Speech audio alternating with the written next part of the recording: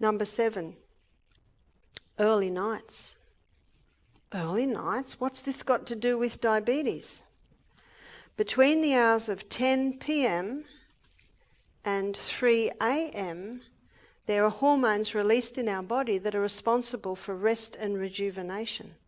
So if you're looking at conquering your diabetes, you've got to go to bed early so that those hormones can be released and do their repair on your pancreas. In the winter time, it's between 10 p.m. and 2 a.m. So very important to do that. Many people are going to bed late because of the screens. And when your eyes are on screens in these hours, that totally blocks your rest and rejuvenate nighttime hormones. It also increases learning capacity, also increases mood in the body. In my DVDs, I go into a little bit more detail on that one. But that's why early nights are important for any sort of repair and healing in the human body. Number 8.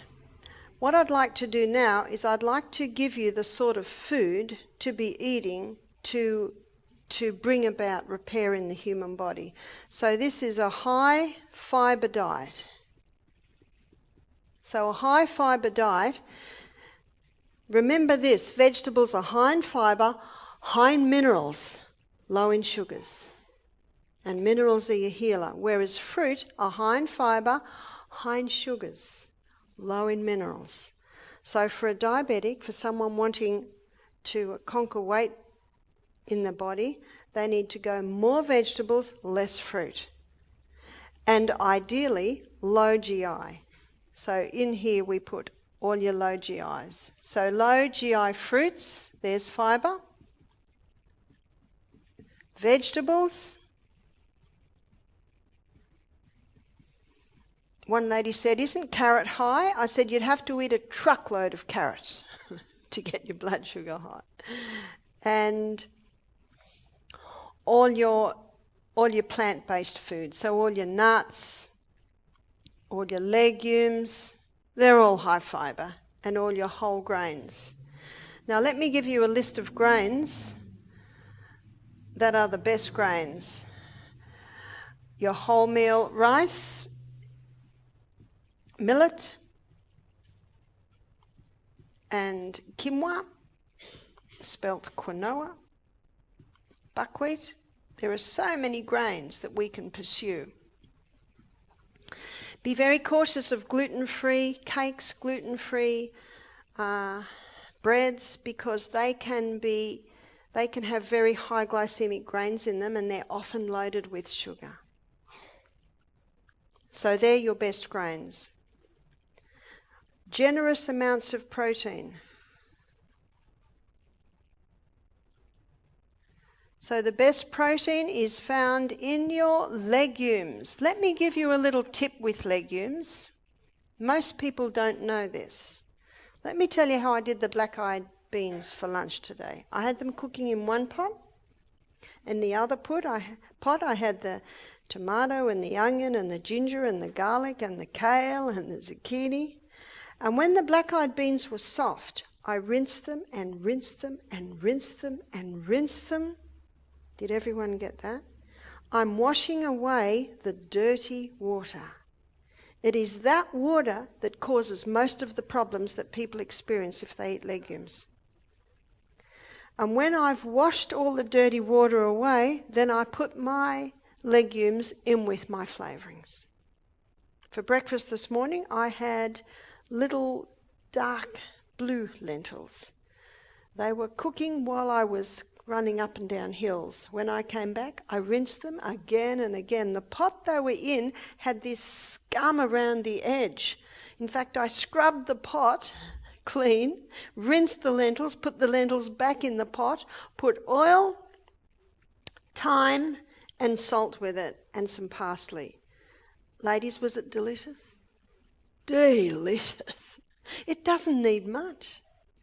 And I'm climbing hills in the morning. I haven't got time to be cooking fancy things in the morning. So your legumes, most people don't realise that. My husband had a problem with lentils when we first married.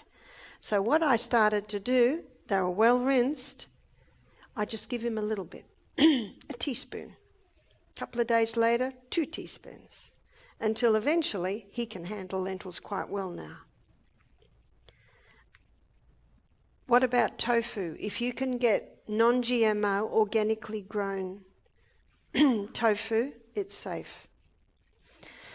Nuts and seeds. I think everyone should have about 8 to 10 nuts every meal. That's not hard, is it? Most people don't do it and then buy a packet of cashews and eat the whole lot. Yeah, just have a few every meal. It's a delicious ending to a meal. And healthy fats. And as I mentioned before, the healthy fats come from your nuts, your seeds, your avocados.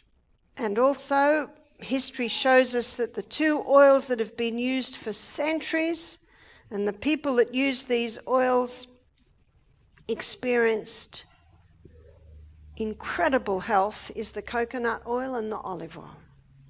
Now, Dr. Bruce Fife, he's written about 5 books on the coconut oil. Incredible information in those books. I think that man should be getting a Nobel Prize for the work he's done on coconut oil. Some say, but it's a saturated fat.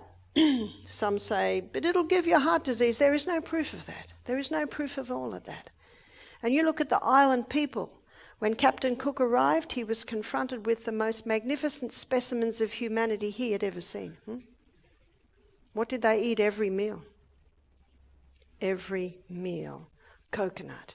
What's the size today of the island people? Oh, they're very big. What are they eating? Here it is. What have they stopped? The coconut. It's not the coconut, it's because they've stopped the coconut. That's the problem.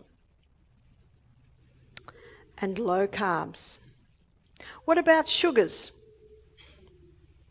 Now, last night a man asked me about stevia. Now, stevia is a sugar that does not get a pancreatic response with insulin.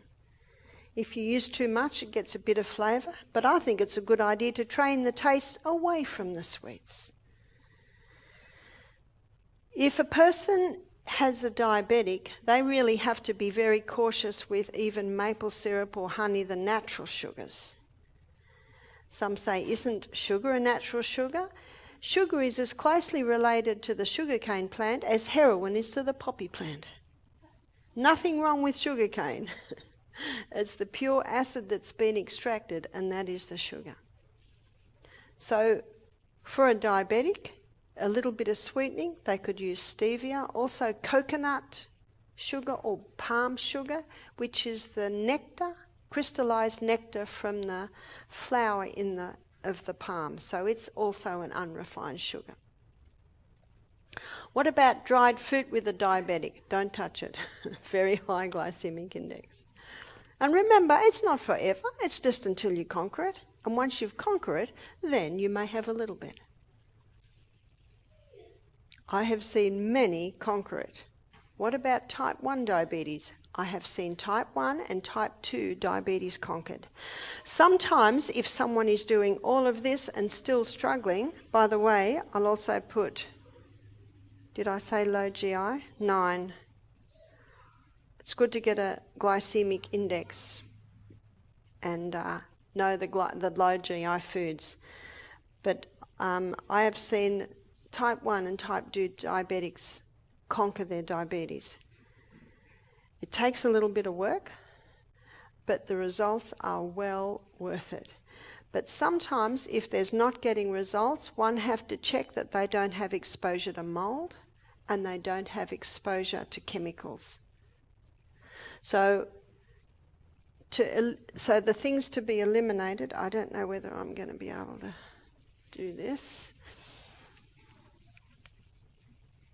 And this is one more that I have not yet mentioned, and it's something that Australians and New Zealanders love, and it's something that should be eliminated, and that is caffeine. Was that a groan?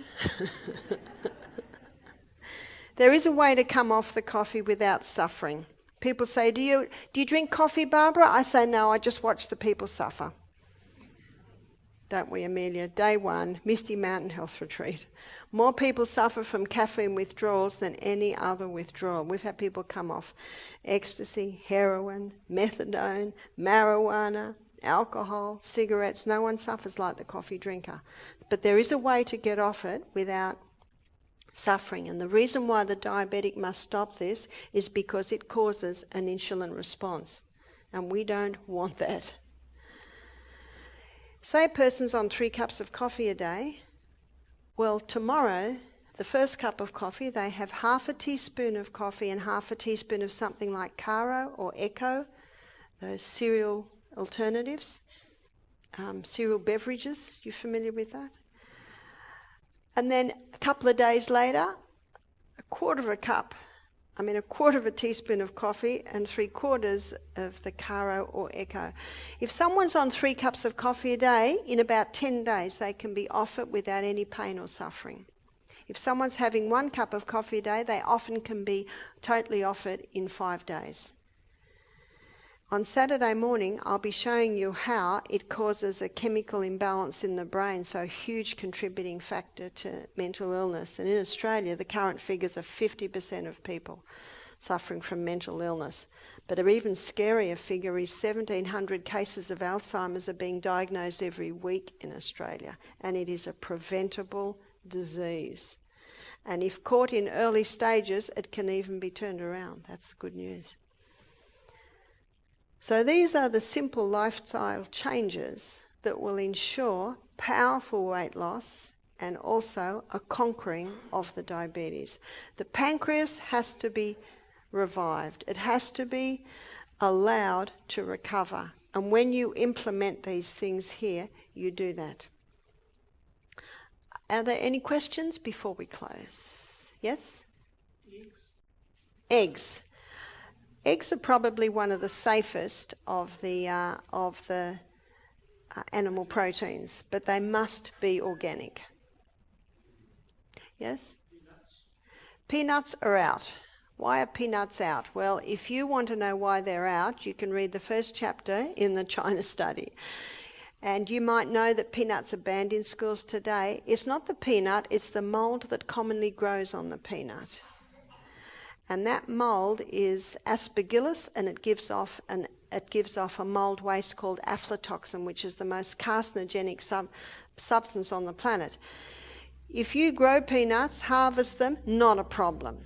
The problem arises in the storage. Now, if you're feeling very sad right now because you love peanut butter, try macadamia butter, try cashew butter, and I think you'll find that they are just as nice, and yet they don't have the problem of the mould. There was one more question there. Yes? Yep. No, you don't put the salt inside, and the reason is that magnesium is a water-hungry molecule and it'll dissolve in there.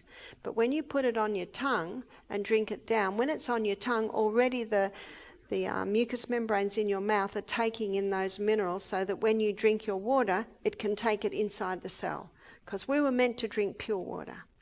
So it's just having that little bit. You know, the cows have their salt lick on the paddock. Adults, humans should have salt licks too.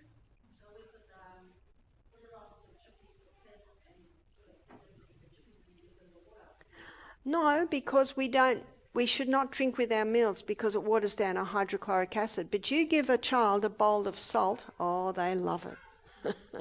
They'll gladly take that salt. And after they've taken their salt, you won't have any trouble getting them to drink water. Yes?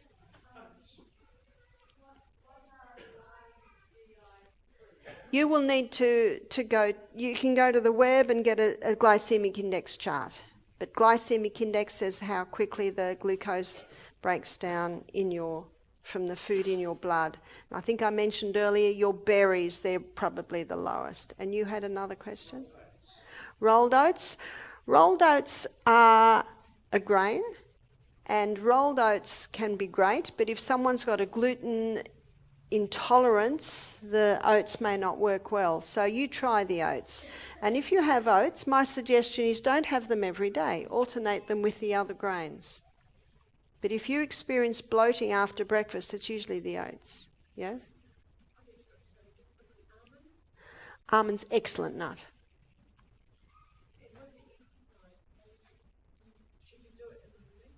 With exercise, should you do it in the morning? It's the best time, because you will reap the benefits all day long if you do it in the morning. But some people that get up very early for work, they might do it at lunchtime or after work. Yes? How fructose? Very good question. I'm actually out of time, so I'll answer this very quickly and then we must end. A lot of diabetics are going to fructose because it doesn't get an insulin response. But the only organ in the body that has fructose receptor sites is the liver. So this high fructose corn syrup that's going into a lot of breads and things today is causing fatty liver and causing liver damage, because the only organ that has fructose receptor sites is the liver. So when there's an overload of fructose, the liver has to store it as fat. So there's your fatty liver. So fructose is not a viable alternative to a sweetener. But thank you for your attention tonight.